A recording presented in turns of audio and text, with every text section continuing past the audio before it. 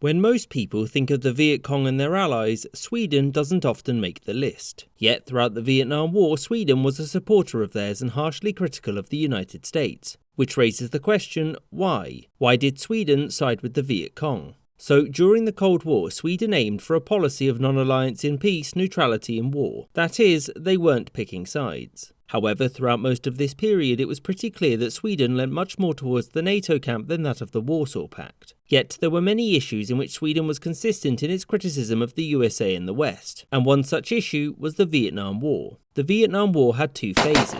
The first was when France, the colonial overlord of this area called French Indochina, fought to quell a rebellion against its rule. Now, at first, the USA wasn't all too fussed about this since it had no desire to preserve old European empires, but with Vietnam, there was an issue. Because in peace talks, it was divided into two states, and North Vietnam was under the control of communists and they wanted the South too. And as such, it was intervention time. Because domino theory dictated that all instances of a potential communist government must be stopped lest the entire world fall to it. So in the mid-1960s, Sweden pushed itself as an international mediator and spent 3 years trying to get the USA and North Vietnam to make peace. This effort came to an abrupt stop in 1968 when American President Lyndon B. Johnson told Sweden to mind its own business. The next year, Olof Palme was elected as Swedish Prime Minister and his attitude towards the Vietnam War was much more hostile. You should know that he was a firm critic of many foreign nations at this point, so the USA wasn't being specifically targeted. However, he was extremely public with his critiques, such as when in 1972 he compared the US bombing campaigns in Vietnam to Germany's use of concentration camps in World War II.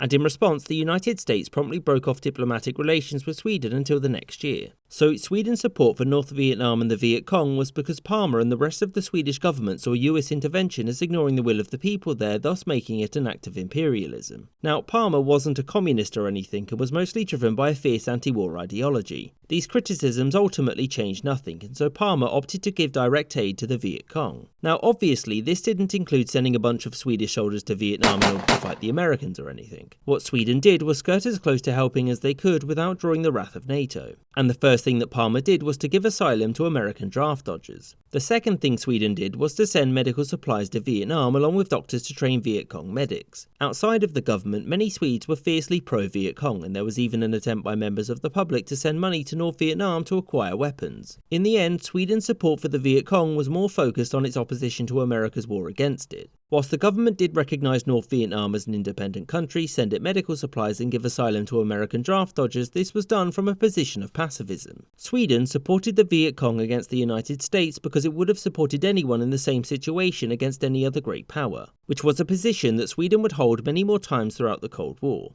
I hope you enjoyed this episode and thank you for watching, with a special thanks to my Patreon supporters: James Bisonette, Colin Castleman, Danny Maloney, Marvin Cassow, Rob Waterhouse, John B. Gaze, Mo, Aaron the White, Michael Reynolds, James Castaneda, Gustav Swan, Marcus Arsner, Jordan Longley, James Castaneda, Gustav Swan, Marcus Arsner, Jordan Longley, Gareth Turner, Mr. Show, Rashid Ali, Spinning 3 Plates, Phil de Oink Oink, David Silverman, Izzy, Winston Kaywood, Maggie Paxkowski, Lexi Schwinn, Spencer Lightfoot, Kelly Moneymaker, Robert Wetzel, Sky Chappelle and Anthony Beckett.